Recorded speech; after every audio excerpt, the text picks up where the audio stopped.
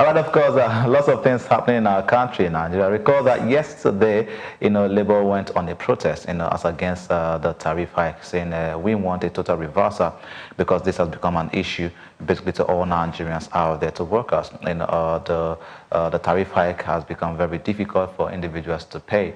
Here and there, people began to complain on every facet of life, every community, every vicinity. Basically, people complain about the whole situation. Even right here in Inupeju, people complain. This is an industrial area. People complain because the hike, was outrageous, and it was something that people began to think, hey, are you guys serious for real? Over 400%, or let's say 400% increase in tariff.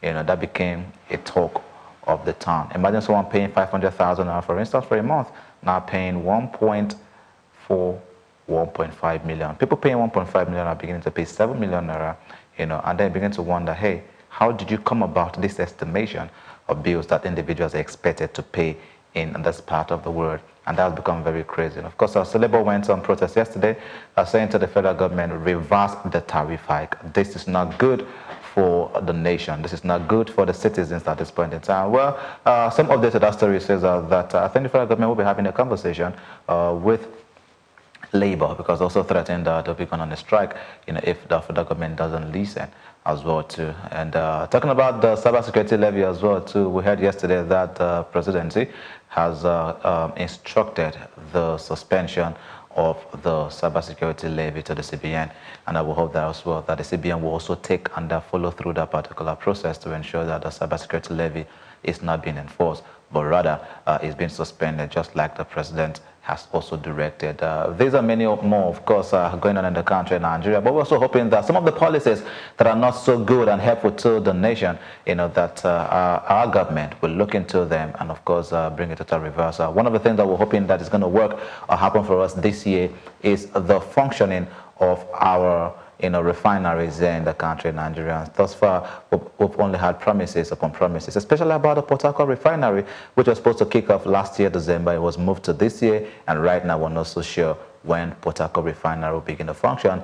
Dangote refinery is there, and of course we've had talks about the fact that, well, they're still waiting for licensing, in as much as they've started some productions here and there. But again, the right things has got to be done to ensure that we're moving up to the ladder as much as we can. Well, I'm not alone in the studio this morning. I've got the incredible Dr. Champion Mike as my co-anchor this morning to also give some analysis on the things that we have to talk about this morning. Dr. Cham, good morning to you. Good morning, Victor. It's a pleasure being here. Yeah, always good to have you. It's good to have you. Same here, my brother. How you doing, by the way? Great, doing great, and just wondering when all these hikes. we seem to be plagued with a pattern of hikes in recent times, especially this current administration. Right. Have been plagued with a trend of hikes. Already, we had the DSTV told us there's going to be a hike. True. DVJ went ahead to implement. Nobody's saying anything about it. Luckily for the cybersecurity levy, the good news yesterday was that there should be a suspension to that. Right. I just hope it's even a total reversal.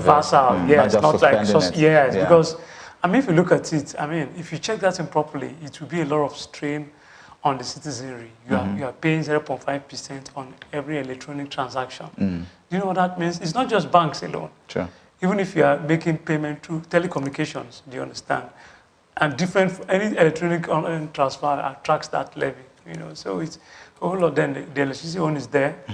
I wonder why it took Labour too long to go this far. Yeah. Because this thing came on, it was 6th of April. It was. And it's over a month already. And I was with a friend yesterday, and she was telling me somewhere around Lagos here, she pays, she uses 100,000 naira for lights for 2 days. 100,000. That's the worst I've heard. She said, you have to discuss this on air, that I currently 100,000 naira for 2 days. My staff will just tell me, oh, madam, no more light. Are you for real? I bought 100,000. So I don't really know how this... Is it based on her usage? Yes, on her usage. Based on her usage as well, too? Yes, on her usage. Okay. And because of the fact that she's a band A user, of course, where they are. Well, is she into production? Let's get to understand no, she's how not much into she gets to spend 100,000 naira for electricity for 2 days. It's a whole lot. I think we might need to have the conversation with this lady, for real. Because 100,000 naira for 2 days is a lot. It's Imagine a whole that lot. for 1 month. For 1 month. Yeah, you want to wreck that business. No, that's a lot for real. We just have to say no to that. A lot of people I had my own fair share, which I told Yes, you. you So shared. you get, so it's a whole lot of, hike and, subsidy removals. And it's high time that for now, I think the government should put a pause to future ones. If they have one somewhere in the pipeline, it's okay. We'll still hike here and hike there. Let's just stop for now. Let's digest these ones. Yes, so that we don't move to a state of anarchy. Very true. Yeah, because you saw what happened yesterday. I was even told that even the little protest that the organized labor started, they disrupted some activities from Of course. Yes, and it will continue today. And if care is not taken, it will begin to escalate. So the government needs to look at that critically and say no. And I was surprised when I heard that the federal government will meet with labor next week. Yeah. I wonder why next week, because this is an imminent danger we're talking about. Because by disrupting activities, you know how much revenue the government have lost yesterday?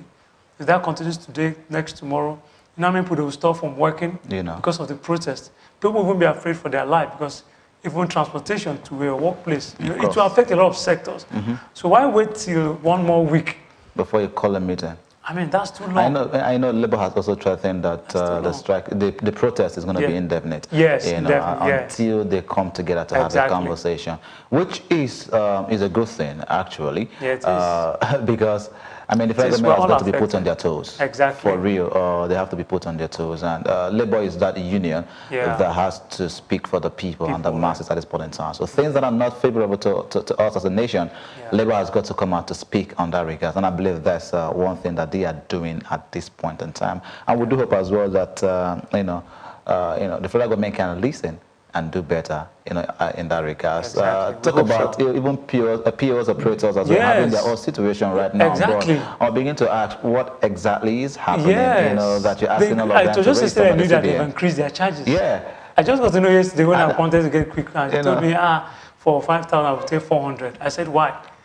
As against 100 naira. As against 100 naira. So see, there's a hike even in yes. the POS transaction fee right now. Of course, and the whole thing is not just about the POS operators. It's also about certain laws and policies that are also coming up to affect them. Exactly. And so they also need to now put this whole thing back on the people, you and I, who goes out there to make little withdrawals. Exactly. Because the big boys don't get that to POS operators. The entire POS. They don't get it, it's true. We are the ones that are patronized POS operators. Imagine 5,000 before, now it's 100 naira. It's 100 naira. Now they're saying 5,000 for 400 naira. Like, imagine what 10,000 is going to be. Because it's usually double of that. Double of that, so 800. So just some people even charge 1,000 naira. So they'll be charging 11,000 for 10,000. For every 10,000 we withdraw, they are losing. 1,000 is gone. Come on. I mean, just that's it's so wrong. It's terrible. It's terrible. It's too much. It's too much suffering. It's too much hardship, and it keeps increasing. Day by day. Yeah, day by day. Like it seems that every new week we get a new, hike, a new hike, or a new burden, or a new chip on our shoulders. Just put an extra load. Put an extra burden. Make it harder. That kind of picture, which is not too okay because we're not even talking about the minimum wage because all this is the expenses that are increasing. Income have been static. Yeah. So of course the same amount of money you have been working with for the past maybe 2, 3, 4, 6 months. You can't use that to match the current expenses because inflation is high. You can't. Very high. Real. Yes, everything is high. I mean, look at food right now. Some foodstuffs are still on the high price. It has not gone down. You understand? I was somewhere yesterday and a woman was lamenting just a small bowl of tomatoes. Yeah. The man said it's 20,000. I heard the woman shout 2 streets away. Like 2 streets away. I had to is there the protest? The man was calling people that, no, this man is a devil. I said, no, this man is not a devil. Eventually, she almost wanted to be fiscal with the man. Yeah. And the man now had to tell us, do you know how much he spent bringing the tomatoes even down to this place? Yes, to his place. He even brought it into Lagos, I don't know where. He told us the amount. After he did plus and minus, it was worth the amount. It was worth the amount. I said, you can't blame. Yes, exactly. And so the farmlands that he used to patronize that were cheaper, the insecurity, the herdsmen have, vandalized those things. Do you understand? And of course, they don't have access to it. So the few ones that produce it have increased the cost. Then cost of transporting those things down. Then, when it brings down, he will need to clean up, then package them, still bring them to his store. He will still need to pay. Where he's using is not free. You see to pay, yeah, they pay something on a daily basis, they still pay annual rent or whatever, they still pay for security where they are. When the man listed what he was paying, we shook our head in amazement. You know, even our northern brothers that basically, you know, takes these foodstuffs like the tomatoes and onions and they move on the road with the wheelbarrow. You know, if you also notice, because most times I cannot buy from them, if you also notice, their price have also gone up. Or the quantity that they sell for a certain price had reduced. And the reason is also for the fact that transportation is also a factor. You know, and so imagine the places that we even say we can get these things cheaper, you can no longer get them cheaper. And that is a big time wahala for all of us in this country right now. Big time, big time. Big time. Again, we call on our government to do us well. You know, please, as much as you can, ensure that Nigerians are enjoying the dividends of your governance, because we are the people that you've been called to serve. I mean, we elected you, we voted for you. I mean, in fact, we are the Nigeria that you want to lead. You know, and then if we're not here, you can't do better, you can do well. Well, let's move on to other conversations this morning. What is on the trending gist? Well, of course, you know, politics is an everyday thing, and a lot of persons say politicians are shady people. I never can tell what happens, you know, behind closed doors and all of that. Well, there has been a meeting by the former Anambra State Governor, who was also the presidential flag bearer for the Labour Party, Peter Obi, and as well the former Vice President of the nation, Vice President Atiku Abubakar, and also former Senate President Saraki Bukola. You know, Peter Obi visited them, you know, separately in, I think that was yesterday in Abuja as well. And according to report, the major reason for the visit, according to report by the spokesperson of the Labour Party, that Peter Obi's visit was to discuss with statesmen basically on the state of the nation.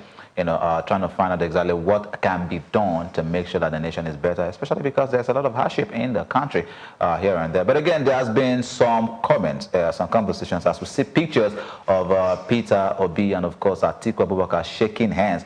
Remember that Peter Obi was supposed to be the running mate of Atiku Abubakar in the last election, but of course he decamped and moved to the Labour Party, and then, of course, Atiku lost the election to our current president, Tinubu, at this point in time. And of course, our conversations have been going on. We also recall, if I cast my mind back a little bit, there were talks that these parties will come together, the Labour Party, the PDP, and the Kwankwaso's party, I think that's NNPP, that they were supposed to form a merger to now come out for the next election and say, want to challenge this current administration. But looking at all of this conversation, looking at all of these meetings behind closed doors, the shaking of hands between Peter Obi and Atiku, and of course, these are PDP members that he went to visit. As the speculations are there, that is Peter Obi going back to the PDP, or is there a possibility that he might be moving down to the PDP and leaving the Labour Party, even right now that Labour Party also have their own crisis? What's your thoughts? The thing is, well, to me, it won't be a surprise, because I personally have a different opinion to all of this. I know a few people who have party loyalty. I know a few people who want to call him out and say X, Y, Z reasons. But I saw one of the messages on that trend, and it's very funny. It says, I don't support Atiku anymore, but desperate times call for desperate actions. Okay. Now, that word is heavy. Desperate times call for desperate action. We know there's something about politics we need to establish. That there's a common balance that says in politics you don't have permanent enemies. You don't have permanent friends. You only have permanent interests. Right. So wherever the interest moves you to, you move, regardless. Right. You understand? So personally, I feel that if Peter Obi and Atiku Abubakar want to come together, personally, I don't see anything wrong with it. The thing is that our parties need to know that the APC is a strong, formidable party. It's not a party you win by guessing. Not a party you flip over to the other side by wishing. It's a party that if you want to put on its toes, you need to be deliberate, systematic, and intentional about it. In fact, if you need to take on the APC in a stronger aggression by 2027, the time to start is now. Right. If you wait till 2026, you have waited too late. Because they even have the incumbent to their advantage. Do you understand? And of course, they have a lot of entrenchment here and there in terms of governorship seats, House of Reps, Senate. You can find at least one or two APC people there. Do you understand? So if we want to have a strong merger, to me, is welcome. After all, in countries like America, we just have two major parties. Right. The Republican and the Democratic Party. You understand? So if we have a strong position party, I think it will make our democratic system healthier than having fragments. If you look at critically, I followed this last election back to back. It was one election I was deliberate about. If you look at the election results, time will fail me to get those results out now. But if you look at them, if you look at what the PDP pulled out, if you look at what the Labour Party and the NNPP pulled out, if you put those three results together, obviously they are higher than APC. I don't know if you took note of that. Yeah. So the thing is that there's strength in numbers. Whenever people are united to achieve a certain goal, it becomes faster to achieve it than when individually they're struggling to hit a target. Right. You understand? So personally, if he wants to go back to the PDP, I don't have a problem with that. But also look at it from this other angle as well too. First of all, Peter Obi has the interest of being president. Yeah. We saw that in the last presidential election. Atiku Abubakar has the interest to be president. I mean, he's had that interest since, like almost forever. Almost forever, of being president. Yeah. Rabiu Kwankwaso has the interest of being president. Yeah. Now, these are the three major parties that want to come for the merger. Exactly. Now, you, of course, talk about coming in as a strong opposition. Yeah. Who is going to bend for the other? Right? Peter Obi would not want to bend for another because he decamped from the PDP to run as the president. Rabiu Kwankwaso also wants to be. You remember that during the election season, there were talks as well that NNPP was to merge with the Labour Party. But we've seen those movements here and there. Visits were strong. But the question we kept asking us at the time is who is now going to be the vice? Who's going to be the president at that point in time? And because of that reason as well, that merger didn't happen.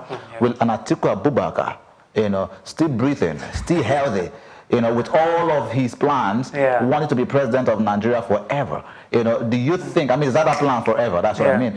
Do you think that any of this person will want to step down for the other and then say, okay, let us mesh together, but we're going to project you as the presidential candidate of the party thus far? Do you see that happening? Well, these three people, first of all. That's a very, very good question. The thing is, it's left for them to decide, basically. Left for me, I feel that if something must be done, they said, let me borrow his own words, that desperate times need desperate measures. Yeah, that's Prince Charles. They need to sit there, yes, Prince Charles, you need to sit down and look at this thing holistically. Do we have the interest of the people at heart? Or do we have personal interest at heart? If the goal is just, I must be president at whose expense, it's a wrong motive. I tell people that the most form of basic exemplary leadership is servant leadership. When you get into a position with the mindset to serve, you understand that every of your actions will be guided by that intention, by that purpose. That's why they say be proactive. The basic definition of being proactive is that you think of your action before the action. Right. Unfortunately, most times in Nigeria, what we have is a reactionary system, whereby things happen and we react. Because like you rightly stated, there was a time we expected the NNPP and the Labour Party wanted to come together, but Kwankwaso didn't want to step down for Peter Obi. Of course not. Peter Obi said, no, I won't stand down for you, and they went their separate ways. The same thing happened for the Atiku Abubakar merger that we thought would hold. You understand? And of course, Peter Obi even left. You understand? So if you look at it critically, at the end of the day, what was achieved? The three parties lost out. Of course. And we saw the margin by which they lost. So that will even tell those parties the kind of strength they can pull. So imagine if they can pull that kind of numbers as an individual party. So imagine if they will come together and agree on a consensus and let's forget our personal interest. If you believe I'm a better candidate, please put down your personal interest. Let's work towards this. Until we get to that point, the APC will still be smiling, smiling and laughing. I was also thinking of a repetition. In 2015, I think that was when APC came solidly in power. There was also a conversation. Remember, PDP was ruling there, right? And PDP was like the strongest political party in Nigeria. And then political parties also broke out, and then they formed the APC, right?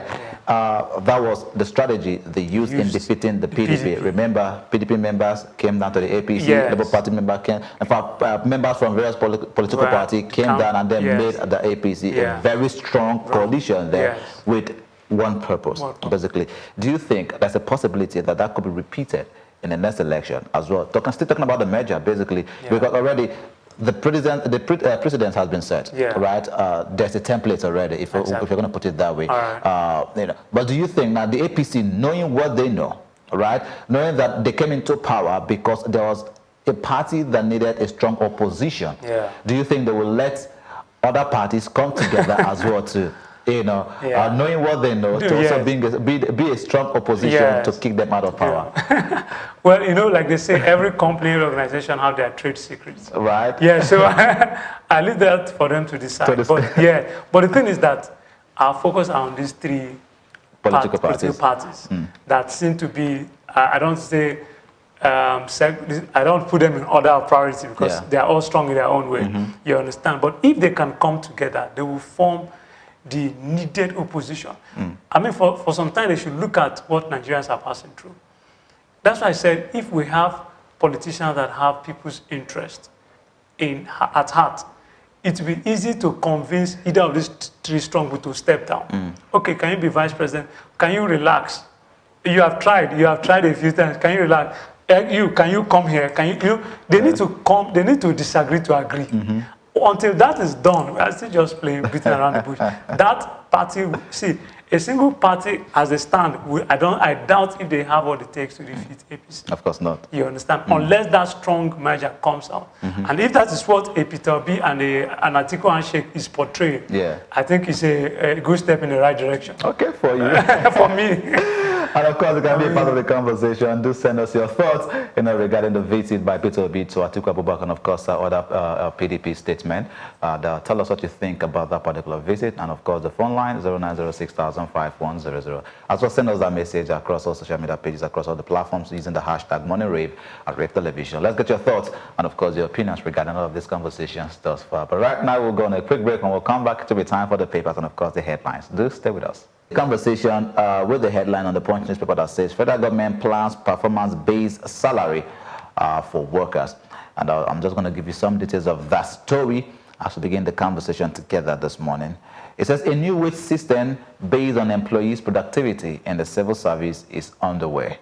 The federal government said this on Monday.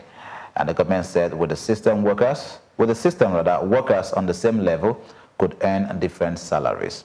The government said the formulation of an innovative wage system was being considered because it realized that productivity was a key factor in the growth of the country's economy. The Director General of the National Productivity Center, Raji Mustafa Nasir, disclosed this on Monday during a meeting with labor correspondents. Now he said, and I quote, he said, "We are in the process of developing a productivity-led wage system that will ensure that those who are productive are rewarded for their efforts, irrespective of their grade level.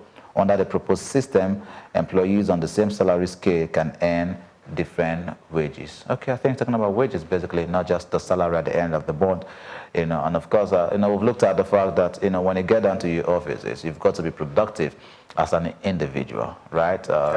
Some person says, I spend 10 hours in the office, but the big question we'll ask is, were you productive within those 10 hours, right? But again, looking at the statement by the federal government here, you know, of course, saying that, well, we're going to have to pay some wages based on workers' performances, you know, and that. What do you think of that?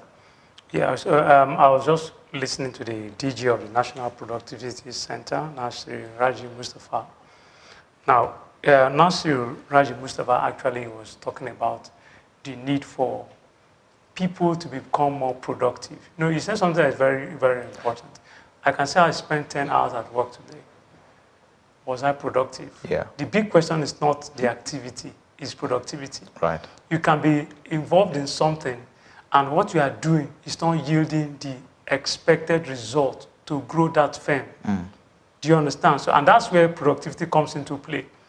You understand? So basically, it's a good one. It will just help workers to begin to define the nature of their work. I'll put it in this way. The quality of their work against the quantity of their work. You can spend 2 hours doing something, and you can be more productive than someone that's something for 10 hours. I once read the biography of this great man, this great inventor that passed on, Thomas Edison. You know, Thomas Edison is arguably the most, I think most famous inventor that ever lived. I think he had about 1,093 patents. He invented the light bulb, the telegraph, so many things. But there's something he said when one of the times journalists interviewed him. He said, work is not measured by the number of hours you put into it. Rather, work is measured by the output it produces. So if you have 2 hours and you are not achieving much, you are not better than someone that has 20 hours and not doing much. Right. If I remember then, when I saw one of his biography, there's a certain time that journalists went to his study room and discovered that all the work clocks, he had removed the second and minute hand. Okay. Yeah, so they were just bare. So they were wondering. One of them was not curious, said, Mr. Edison, did you buy it like this? He said, no. And so why did you dismantle it? Why did you remove? He said, the idea is, that's when he made that statement. He said, work is actually measured by the output, not the hours put into it. So I can just be somewhere and say I'm working, pressing my laptop. Right. At the end of the day, the laptop you are working on, what result did it produce? Did it add to the value of the company? Did the company get an extra client? I tell people that what you cannot monitor, you can't measure. Right. So if you cannot monitor the workers' progress, you can't measure if they are working productively or not. So that's what the DG is trying to say. So with this new system, productivity wage system that is on the way, it will be a way of checkmating the workers that are not productive, one, exposing the inefficient workers, and thirdly, rewarding those that are actually doing the work, getting the job done. Right. You understand? And by the time he said, by then they start making that extra pay, it will also be like a motivation, a moral booster for others. And say, okay, regardless of the level, and one thing I like about this is it's not restricted to a certain level, okay, to get to grade 30, grade 5, grade, no. Any level Any level you are, once you can measure that you are being productive, you make extra ball. And it will make a lot of people work harder. True. Work smarter too, to earn that money. No, money is a very wonderful motivation. Once you introduce into anything, it becomes like magic. That's right. It forces the people to do more. You know, so I believe it's a welcome development, and hopefully let it start as soon as possible. All right. It shouldn't just be an intention. You know, that's the thought of champion this morning. And of course, you can be a part of the conversation. Call us up at 0906-5100. 0906-5100. Come on, let's have this conversation together this morning. As we move on, of course, on other gist that we have on the papers as well. Talk about the tariff hike. Labour insists on reversal as the pickets a neck, and of course, this goes offices as well today. Remember, yesterday they went to the protest, and of course, they've also threatened that this protest is going to be indefinite if the federal government does not reverse, totally the electricity tariff hike that is already biting hard, into, the personal pockets first of Nigerians and of course the economy as well of the nation. These, of course, have caused a lot of small business owners to go under. Most persons are considering, downsizing, and some persons are also considering to pack up and leave because the tariff hike, it's not sustainable. It is outrageous as we speak. And of course, Labour is saying, well, federal government, you've got to reverse this totally and not just suspend it. And what's your thought on that too? Yeah, so like I said before, from the analysis, I was told government expects to, I was trying to get a figure, I think earn about, we'll save about 1.5 trillion. Yeah. That based on the tariff hike, the federal government said it will save 1.5 trillion. At whose expense? At whose expense. And so we're going to be spending more. Exactly. Now the thing is that you can't be saying you want to save money and you're losing your people. Yeah. You have to understand that democracy is for the people. So the people comes before the income. Right. Do you understand? So if you don't know how to balance this as well, if you even have good intentions of helping the people, but subcharging them, it's not looking like you are exploiting them to help them. Like, you understand, rob Peter to pay Paul, that kind of pattern. It can't work because the people will discover that, no, this is too much. Like I said before now, we've had a series of hikes in recent times from when this administration came into power. It seems that every month a new hike is introduced. But still trying to balance, recover from the previous one, a new one is introduced. Yeah. We can begin to name them like that. They are too obvious. Okay, so, but why this one is very critical is power sector is something you cannot relegate to the background. You cannot deny the existence, the potency. You cannot even say you will not use power, because what is the alternative you use? I know someone that be running on generator. Sometime over the weekend, he called me and said, I finally got prepaid. And I was laughing. I said, okay, but for 2 years, he said, I would never. I said, but when he checked out, it's still expensive. It's too expensive Yeah, to run without even light. It You is. understand? Because he had bought 3 generators in 2 years. I mean, very standard generators packed up, servicing, their fuel, oil, paying, there's a lot of things put into a year. So at the end of the day, you still have to fall back on electricity. You guys, but the April 6 announcement of the increment from 68 naira per kilowatt per hour to 225 naira was totally uncalled for. It was very. Remember the reduction, 208? 6% reduction. It's laughable. I mean, it's laughable. Just say you didn't. Okay, well, if you even reduced for like 50%, maybe Labour would have considered to an extent. Of course. Yeah, but you say there's a reduction of 6%.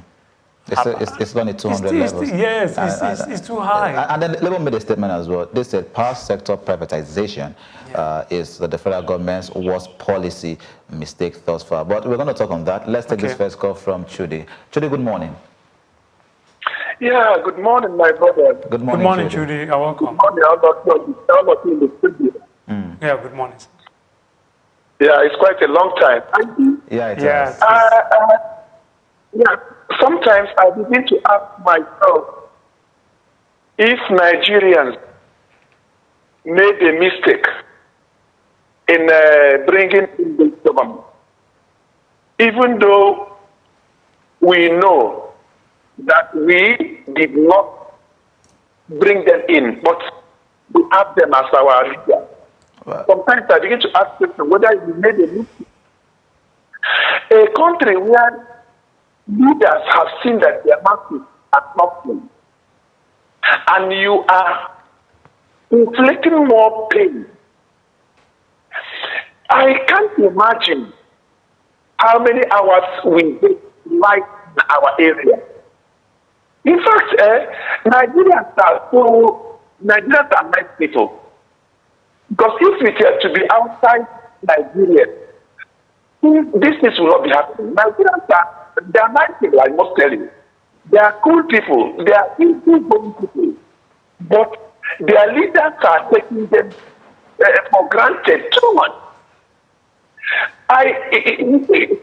Most of us that were born 70s, 80s, I have never enjoyed anything from NEPA or I can tell you that I have enjoyed NEPA since I was born. And the same thing is still coming up every time. It's unfortunate. Please, I also want to talk about RAVE and Co. Yeah. You see, yes, you see, one thing that man called Wiki tells you to understand is that power is transited. You cannot say. Hello, Chudi. Chudi, please, Chudi, call us back. Let's get your concluding thought there, talking about the FCT minister who was the former governor of Rivers State, and of course the saga he's having with the current governor of Rivers State as well. Now, do call us back at 0906-5100. That's the number to call and be a part of the conversation. Let's get your thoughts and your opinions regarding the headlines. Dr. Champ, we were talking about the statement made by Labour, saying that power sector privatization is federal government's worst policy mistake. Do you agree with Labour at this point in time? Do you think that the power sector should no longer be privatized? Yeah, okay. I don't even agree with Labour because I feel partially, yeah. Okay. Yeah, because my reasons are this. First of all, you know that privatization is one way of expanding an economic life cycle. Every economy that you see that the private sector is allowed to play out will boom faster because we have more players in the system. And when that is done, there will be competition, healthy competition. There will be availability of products. You understand? The problem, I believe, is the timing. I also feel that the government too has not done enough, put enough incentives to help the people currently in the private sector to thrive, to get better with the services they are currently giving Nigerians. I was looking at the statistics that says that the current Band A users, about, I didn't get that very well, I think about 12% of the populace, you know, something like that. Now, I was looking at the margin. If Band A users about 12%. Just hold on to that thought, please. Okay, we'll come back and start with 12%. Okay. Chidi is back on the line. Chidi, welcome back. Chidi, welcome back. Yeah, thank you, my brother. As I was talking, ex-Governor Winston had failed to understand that power is transcendent, that he's no longer in power. Yeah. Every time he tells Nigerians that he has made a mistake, every time he's making a mistake, he's bringing. If there is anybody having problems, I think he's the one having problems by making all these mistakes. Every time you are making mistakes. And he cannot allow a sitting governor to do his job. Sometimes I get embarrassed at what we think this country. I don't know who makes some mistake, who he think he is. If he is God, he'll be that thing. And maybe the rivers should come and portray before him. Yes, some wicked. You have done your thing. You have done your you were a commissioner. You're a chancellor. You're a local government. What else are you looking for? Have to allow this man to breathe, do his job. And he's there now making himself up. Look at all that I like what Fubara is doing. Let Fubara give him a very good problem so that he will go and rest. Thank you and God bless you. Thank you, Chudi, for your thoughts. We do appreciate it as well. I recall, of course, that the presidency made a statement yesterday saying that we're not taking sides, you know. But again, we'll have to let the governor of Rivers State govern. Yeah. He is the governor of Rivers State. He's got to do his job. And that's one thing that the presidency made clear as regards that. You know, well, let's quickly get your concluding thoughts on the power sector privatization. Yes. Okay, I was talking about a certain figure. I've checked is 15%. 15. Yeah, so for the Band A users, 15% of 12.82 million users of Nigerians of light. Now, if 12.8 million Nigerians are using light, there's already a shortfall. I was just looking at an estimate from the population census and all of that. We know about well over 200 million. Right. Now, if light is only accessible to 12.82 million Nigerians, there's already a problem. But remember, that is Band A. But that's Band A, yes. Because even, okay. Let's take Akarele from Jos. Akarele, good morning and welcome. My dear, well, how are you today? Very well, thank you. I've been trying to to get across to you. The network is so bad. Oh, so sorry. Sorry now, but before you know now, they will increase their tariff again, and then they are not servicing anything. What I just want to quickly ask the Electricity Regulatory Commission that are they are coming up with another problem for us. You see, all these problems that they are causing, it cannot be feasible now. Because you see this high tension wire, or that the pole that is inside the bush was constructed around 1968. Have they changed the pole? Have they given us another new wire? Do they run any other thing that is supposed to be different from what they are? They inherited all those things. And now they are making life very difficult for people. Must Nigeria not enjoy anything? We are not talking about the presidency. We know the presidency, they are trying very well. But I said that it's an individual problem. Because when they come there, human factor will work on them. They will continue to suffer the people, forgetting where they are coming from. It is not good. Because by increasing this, how do we use that discriminative analysis to separate people? That somebody will be in Band A, Band C, Band B. It is very wrong. How can you put somebody in such a case? I told you that if somebody is living in both quarter in what we call the millionaire quarter, doesn't mean that the man is a millionaire. He may be a very poor person and somebody just hook him up and give him a space to stay there. So when you are putting them on Band A, you will equally be paying on Band A. Give us the meter.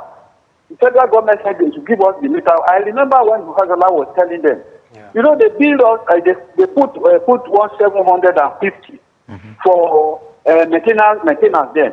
They collected this money for so many years. When even Fasola was has left, they still continue to extort the public on this particular issue. They have not been able to do anything about it. Finally, they removed they removed it. All those backlog is what they are charging the customer to come and pay now. The money that was outstanding during NEPA is what they are bringing forward for people to pay. They have refused to provide meter.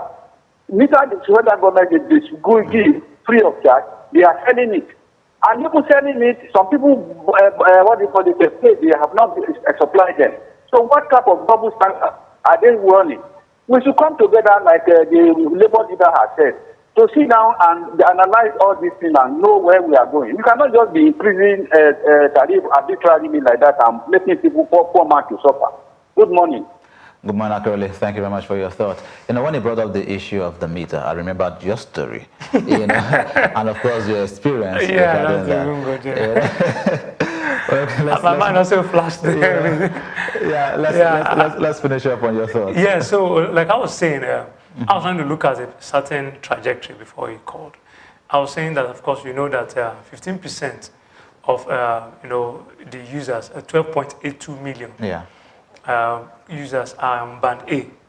Now, my point is, from your question about Labour Party saying it was even wrong, probably the worst mistake is privatization.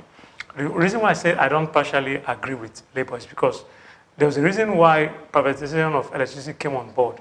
We noticed that for over a while, federal government kept struggling to maintain.